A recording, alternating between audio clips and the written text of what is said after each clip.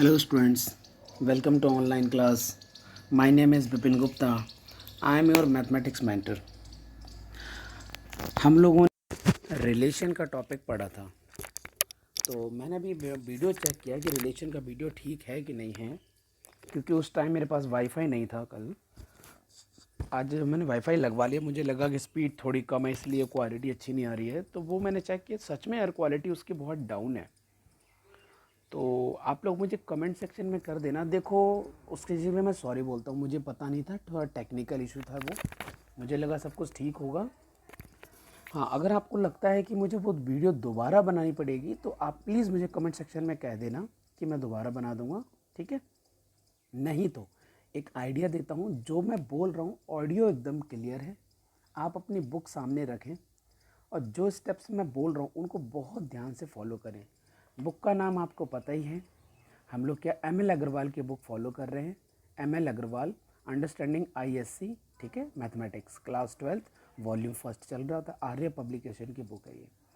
आप उस पेज को जैसे ही देखेंगे बिल्कुल टू द पॉइंट आपको मिलेगा, क्योंकि मैंने टोटल बुक से उसको उठाया हुआ है, ठीक है। तो प्लीज़ थोड़ा सा कॉपरेट कर लें, उस चीज़ का आइडिया नहीं लगा मुझे लगा स्पीड की प्रॉब्लम है, इसलिए थोड़ा सा इंटरनेट स्लो चल रहा है, इसलिए मेरे पास क्वालिटी डाउन आ रही है। लेकिन अभी जब क्वालिटी जब मैंने खुद चेक की, क्वालिटी अभी भी स्टिल डाउन है, जबकि स्पीड बहुत अच्छी है इंटरनेट की, तो मुझे लगा कि कहीं ना कहीं वो सच में वीडियो के साथ क्वालिटी में डाउन हो गया।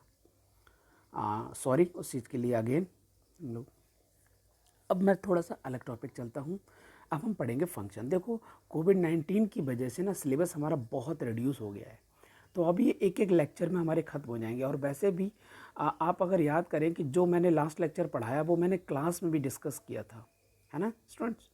तो वो लेक्चर तो चलो ठीक है, लेकिन अब फंक्शंस पढ़ते हैं। फंक्शन के बारे में आपने +1 में बहुत अच्छे से पढ़ा हुआ है, लेकिन थोड़ा सा रिवीजन का पार्ट है, इसीलिए उन्होंने जानबूझ के ये पार्ट रखा है, ताकि बच्चा अगर नहीं भी पढ़ पाता है तो +1 का उसने पढ़ा है तो +2 में आराम से पेपर दे पाएगा। तो देखते हैं क्या न्यूमेरिकल है।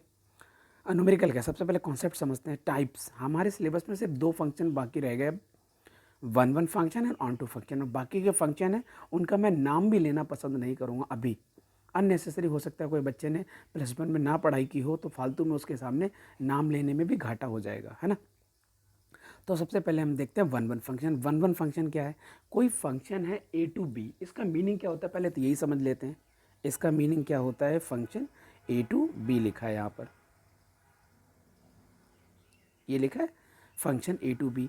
ए के जितने भी एलिमेंट्स होते हैं, all elements present in A is called domain of the function, ठीक है।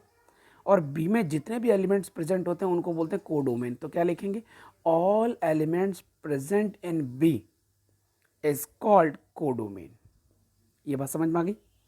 अब हम देखते हैं रेंज। रेंज क्या चीज़ होती है, जो भी एलिमेंट बी में प्रेजेंट हैं और वो ए के साथ इमेज बनाते हैं, मतलब ए की इमेज बी में मिलती है, बस वही एलिमेंट आपके रेंज कहलाते हैं। All elements present in B associated with elements, all elements present in A, उसके साथ अगर एसोसिएटेड होते हैं, संबंध बना के रखते हैं ए के एलिमेंट्स के साथ, वो वाले एलिमेंट्स हमारे रेंज कहलाते हैं। अब हम बात कर रहे थे 1-1 फंक्शन। 1-1 फंक्शन का मतलब क्या होता है कि देखो फंक्शन की दुनिया चलती कैसे है, आपने एक तरफ इनकमिंग की, वो आपने एक्स एंटर किया, फिर कुछ ना कुछ मैकेनिज्म लगी होगी, यहाँ पर फंक्शन अपना काम करेगा। अब जब आपको आउटपुट मिलेगा तो ये आपका एफ ऑफ एक्स होता है, ये आपका आउटपुट एफ ऑफ एक्स होता है ना। तो इस टाइप की कुछ मैकेनिज्म होती है। तो ए के एलिमेंट्स आपने जब प्रेजेंट किए, एंट्री की, जो आउटपुट मिला वो 1 2 3 4 5 है। तो सिंगल एंट्री पर जब सिंगल आउटपुट मिलता है उसको बोलते हैं 1-1 फंक्शन। क्या बोलते हैं, 1-1 फंक्शन। नाम से पता चल रहा है ना, 1-1, 1 एंटर किया 1 आउटपुट मिला, मतलब एक फंक्शन अगर एंटर करेंगे तो एक आउटपुट मिलेगा, उसको बोलते हैं 1-1 फंक्शन। साथ में मैंने ये भी लिख दिया नॉट ऑन टू। अब ये ऑन टू क्या चीज़ है ये भी हम लोग देख लेते हैं थोड़ा सा। ऑन टू की सिचुएशन ये होती है कि अगर आपकी रेंज को डोमेन के बराबर है तो वो ऑन टू कहलाएगा, ये मैंने डाउन साइड लिखा है। मतलब जितने एलिमेंट्स प्रेजेंट हैं बी में वो सारे के सारे प्री इमेज बना रहे हैं। इमेज बना रहे हैं मतलब आप कह दो एक ही इमेज बना रहे हैं, या फिर वो सारे के सारे प्री इमेज हैं, तो हमारे पास हम कह सकते हैं कि रेंज जो मेरी कोडोमेन के बराबर है। और जब ऐसा होगा कि रेंज सारी कोडोमेन के बराबर हो जाएगी तो हम कहेंगे मेरा फंक्शन ऑन टू है। तो दो बातें भी निकल के आई। 1 to 1 में क्या हुआ कि सिंगल एंट्री पर सिंगल आउटपुट, पहला स्टेप खत्म हो गया। ऑन टू में मैंने क्या बताया, रेंज कोडोमेन के बराबर। ये दोनों लाइनें फिर से मैं रिपीट कर देता हूँ, लिख लो इनको। रेंज आपके कोडोमेन के बराबर है तो फंक्शन आपका ऑन टू होगा, और सिंगल एंट्री पर जब सिंगल आउटपुट मिलता है तब आपका फंक्शन 1 1 होगा। 1 1 का डायग्राम मैंने यहाँ रिप्रेजेंट किया है, ये 1 1 का डायग्राम है। और ऑन टू नहीं है क्योंकि इसमें 5 एक एलिमेंट रह गया जो बी में है, मतलब कोडोमेन ज़्यादा है। 1 2 3 4 5 कोडोमेन है, मैंने लिखा है, और रेंज आपकी 1 2 3 4 है, तो मतलब एक एलिमेंट रह गया। तो range not is equal to codomain, then function is not onto and function is 1 1 also. ठीक है, वो तो है ही। एक और एग्जांपल लिया जिसमें मैंने फंक्शन को 1 1 तो दिखाया है और साथ में ऑन टू भी बताया। क्यों? क्योंकि उसकी रेंज जो है वो कोडोमेन के बराबर है। रेंज कितनी है? 1 2 3 4 4 4 तक है, और कोडोमेन कितनी है? 1 2 3 4, तो दोनों आपस में बराबर है। तो आपकी सिचुएशन अब मेरे ख्याल से समझ में आ गई होगी। ठीक है ना? आई होप आपको आइडिया लग गया होगा। अब हम लोग थोड़ा सा आगे चलते हैं और देखते हैं नेक्स्ट पार्ट कैसा है।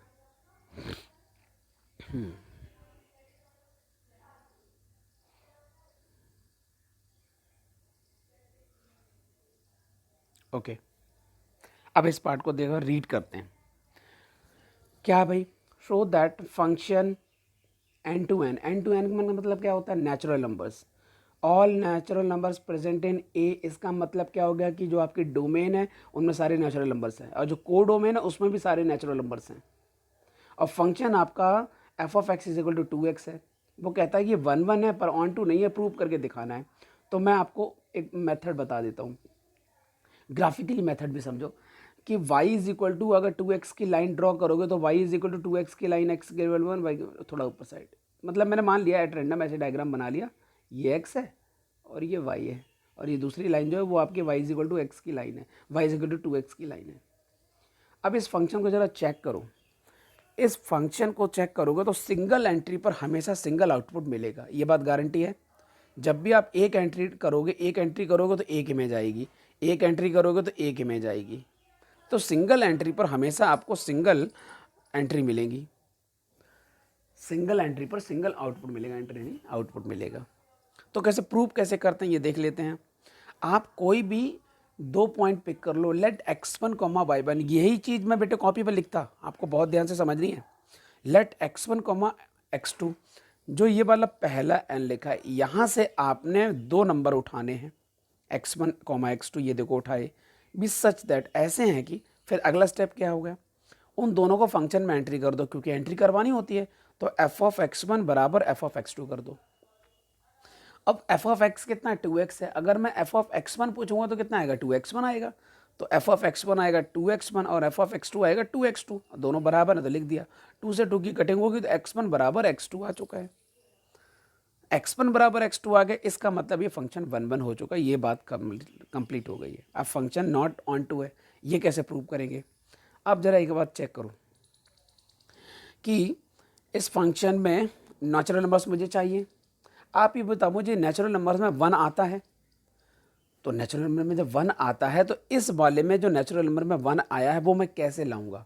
मतलब 2x में x की ऐसी कौन सी वैल्यू एंटर कर दूं कि इसकी वैल्यू 1 आ जाए? बताओ, आपके पास कोई आइडिया? आप कहोगे सर 1/2, 2 से 2 कट कर दोगे 1 आ जाएगा, लेकिन 1/2 तो एंट्री नहीं है। क्यों? एंट्री कौन सी है? एंट्री तो और नेचुरल नंबर्स है।